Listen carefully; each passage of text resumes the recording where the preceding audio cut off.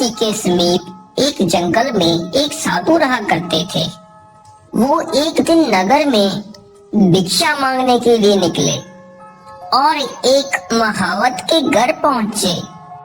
महावत हाथियों को फंसाने और उन्हें परीक्षण देने में बड़ा ही कुशल था।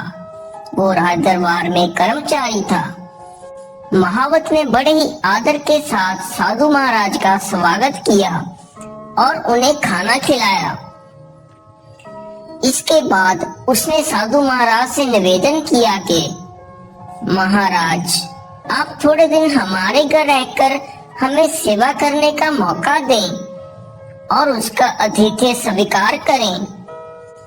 साधु महाराज ने कहा, ठीक है बेटा, अगर तुम्हें इसी में खुशी मिलती है तो हम एक हफ्ता तुम्हारे घर ही रुकेंगे। इसके बाद साधु महाराज उसके घर पर एक सप्ताह तक रहे। वहां से चलते वक्त उसकी हित कामना करते हुए उसे आशीर्वाद दिया और बोले, मैं तुम्हारी सेवा से बहुत प्रसन्न हूँ। मैं तुम्हें आशीर्वाद देता हूँ कि तुम एक दिन महावत से राजा बन जाओगे। इतना कहकर वो वहां से चले गए। एक दिन रात को नगर के एक मंदिर के बाहर एक लकड़हारा लेटा हुआ था। उसके पास ही एक पेड़ की शाखाओं पर कुछ मुर्गे सो रहे थे। पेड़ के नीचे कोई आहट हुई। इस पर एक मुर्गा जाग उठा और उसने अपने पंख फड़फड़ाए। इससे एक सूखी लकड़ी टूट गई और नीचे की डाल पर सोने वाले एक मुर्गे पर जा गिरी। वो मुर्गा जाग उठा। मुर्गे ने क्रोध में आकर सर उठाकर ऊपर देखते हुए कहा, तुम्हारा ये घमंड ठीक नहीं है। जानते हो मैं कौन हूँ? कोई अगर मेरा मांस खाए तो उसे बहुत बड़ा खजाना हाथ लगेगा। मेरा महत्व को जाने बिना तुमने मेरे साथ खिलवाड़ किया। लोग दूसरों के बड़प्पन को नहीं समझते। आखिर वो लोग कुएं के मेंढक जो होते हैं। ये बातें सुनकर ऊपर की डाल पर रहने वाला मुर्गा कहाई लगाकर बोला, तुम्हें मेरे बड़प्पन का क्या पता है? अरे तुम ही अपने को बहुत बड़ा समझकर इतराते हो। तुम अपनी छोटी सी हैसियत पर घमंड करते हो, पर मेरा मांस खाने वाला व्यक्ति राजा बनेगा, राजा। ऐसे ही दोनों ने अपना भेद खोल दिया। ये बातें सुनकर लकड़हारा खुशी से नाच उठा। वो थोड़ी देर तक इंतजार करता रहा। जब उसे विश्वास हो गया कि मुर्गे सो रहे हैं, तब वो चुपके से पेड़ पर चढ़ गया। उसे लगा कि जब वो राजा बन सकता है तो उसे खजाने से क्या मतलब। ऐसा विचार कर वो निचली डाल पर सोने वाले मुर्गे को छोड़ ऊपरी डाल पर सोने वाले मुर्गे को पकड़कर घर की ओर चल पड़ा। उसके मन में तरह तरह की कल्पनाएं उठने लगी। वो एक बहुत बड़े राज्य का राजा बनेगा। उसके अधीन मंत्री, सेनापति और अनेक राज कर्मचारी होंगे। चतुरंगी सेना होगी। उसकी पत्नी रानी बनेगी, रानी। रोज उन्हें खाने को तरह तरह के भोजन मिलेंगे। इन्हीं कल्पनाओं से उसका दिल उछल पड़ा और उसके मन का मयूर नाच उठा। घर पहुंचने के बाद वो अपनी पत्नी से बोला, अरे मेरी जान जानती हो, तुम जल्द रानी बनने वाली हो। लकड़हारे की पत्नी गुस्से में आकर बोली, तुम पागल तो नहीं हो गए? मैं तो लकड़हारे की पत्नी हूँ। मैं ऐसे ही खुश हूँ।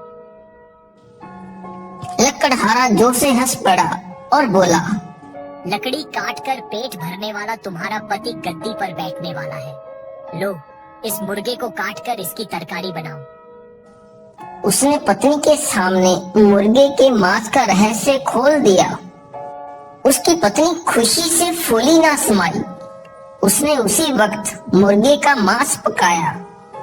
लकड़हारा बोला, सुनो भाग्यवान, पहले हम नदी में नहाएंगे, फिर खाना खाएंगे। इसके बाद उन दोनों ने मुर्गे के मांस को एक मटके में भरकर उस पर ढक्कन लगाया और उसे साथ लेकर वो दोनों नदी की ओर चल पड़े। वो मटके को किनारे पर रखकर नहाने के लिए नदी में उतर पड़े। देखते देखते नदी में बाढ़ आ गई। मटका बाढ़ के पानी में बह गया। लकड़हारा सर पीटते हुए बोला, लगता है हमारी किस्मत में राजा और रानी बनना नहीं लिखा है। दोनों चिंता में डूबे घर की ओर चल पड़े। उस वक्त साधु महाराज को आतिथ्य देने वाला महावत नदी में एक हाथी को नहला रहा था। पानी में बहने वाले मटके पर उसकी नजर पड़ी। उसने मटका उठाया और ढक्कन खोलकर देखा। थोड़ी ही देर पहले पकाया गया चावल और मांस उसमें पड़ा था। वो नदी में ताजा भोजन बहता देखकर चौंका। वो भूखा था, इसलिए उसने तुरंत उसे खाकर अपनी भूख मिटाई। इस घटना के 3 दिन बाद दुश्मन ने वाराणसी पर हमला बोल दिया। राजा ने शत्रु द्वारा मारे जाने के डर से महावत का वेश धारण कर लिया और महावत को अपना वेश पहना दिया। शत्रु राजा ने राजा को जीवित पकड़ने की योजना बनाई। इसलिए दुश्मनों ने महाराज को बंदी बनाने के लिए महावत पर बाणों की वर्षा की। वे लोग नहीं जानते थे कि महावत के वेश में रहने वाला व्यक्ति ही उस देश का राजा है। बाणों के वार से महावत के वेश में राजा मर गया, पर महावत ने दुश्मन के साथ बदला लेने के ख्याल से डटकर उसका सामना किया। इस पर वाराणसी के सैनिकों की हिम्मत बढ़ गई। वे भूखे सिंह शावकों की भांति दुश्मन पर टूट पड़े। थोड़ी ही देर में दुश्मन के अधिकांश सैनिक मारे गए और बाकी भाग खड़े हुए। तब उनका राजा महावत के बाले की चोट खाकर वहीं पर ठंडा हो गया। लड़ाई समाप्त होने पर मंत्री और राज कर्मचारियों को पता चल गया कि शत्रु पर विजय का कारण उनका राजा नहीं बल्कि महावत है। महाराजा का देहांत हो चुका था, पर उनकी जगह उन्हें एक और राजे की जरूरत थी। वैसे मृत राजा के कोई संतान भी नहीं थी। राज पुरोहित ने सलाह दी। वाराणसी के राजा ने स्वयं अपनी पोशाकें महावत को दी थी, इसलिए महावत ही राजा बनने योग्य है। प्रधानमंत्री ने उसका समर्थन करते हुए कहा, महावत की वीरता के कारण ही शत्रु पर हमें विजय मिली, इसलिए वही राजा बनने योग्य है। इस पर प्रधानमंत्री, पुरोहित और राज्य के ऊंचे अधिकारियों ने भी यही सहमति दी। इस प्रकार महावत वाराणसी का राजा बन बैठा। राजा बनते ही उसे साधु महाराज का दिया आशीर्वाद याद आया। वो उनसे मिलने जंगल में गया और उनका धन्यवाद किया।